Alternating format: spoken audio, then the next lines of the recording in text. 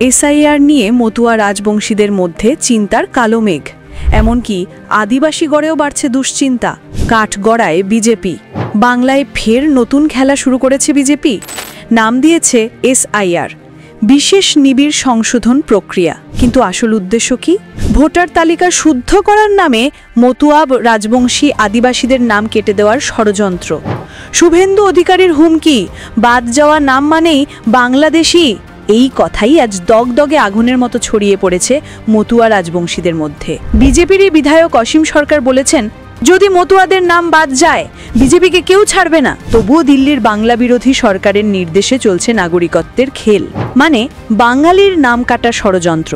এই বাংলার মাটি জানে মতুয়া রাজবংশী আদিবাসীরা এই দেশের সন্তান।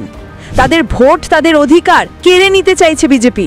বাংলা জুড়ে উঠছে গর্জন, 2026-এ বাংলা বিরোধী বিজেপির বিসর্জন।